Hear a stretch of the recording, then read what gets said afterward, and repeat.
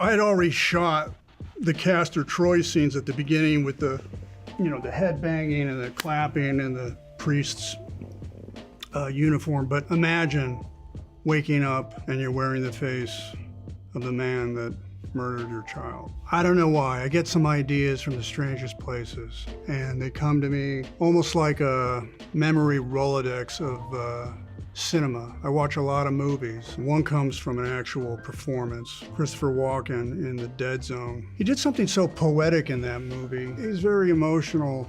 And it's such a poetic move. That's my favorite Walken performance, but remember he just turned and he did that with his hand because he couldn't really articulate. And that always stayed with me.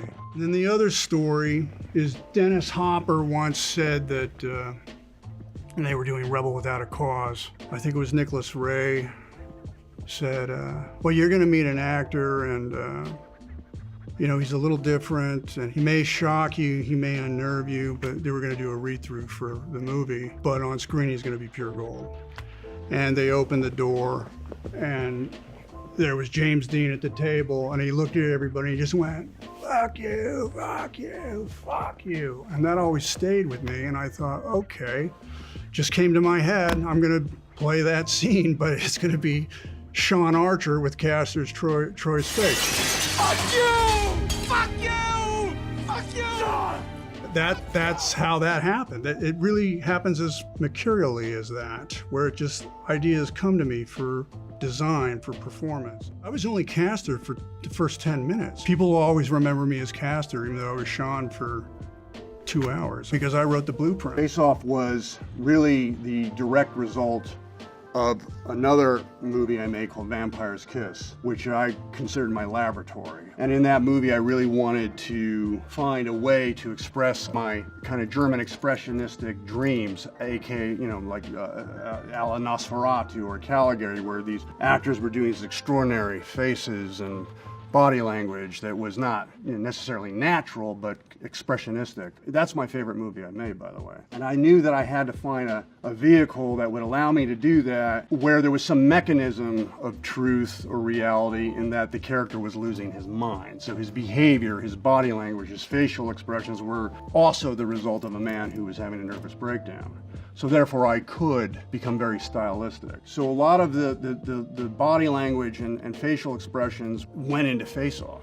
But John Woo, who is also, very operatic and musical, extraordinary filmmaker, he showed me his movie Bullet in the Head. I knew once I saw that movie where I could go in terms of style and in terms of right up against the edge, operatic, if you will, emotion. And so a lot of the stuff I discovered on Vampire's Kiss, which I enjoyed, I could put into a movie that would later become a mainstream and commercial film.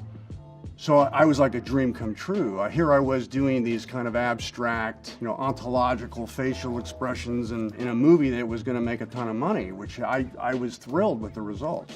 We had the luxury of looking at each other's dailies. I would see what John would do, and then he would see what I would do in playback, and then we could find ways to mirror one another and match it. When I first reported for work on that movie, it was the stuff I did in the priest's attire, like the whole headbanger, head rolling stuff, and the clapping and the grabbing of the young lady, and all the crazy stuff about Handel's Messiah. And I know John saw that and he was, oh, so we're gonna go with that kind of acting.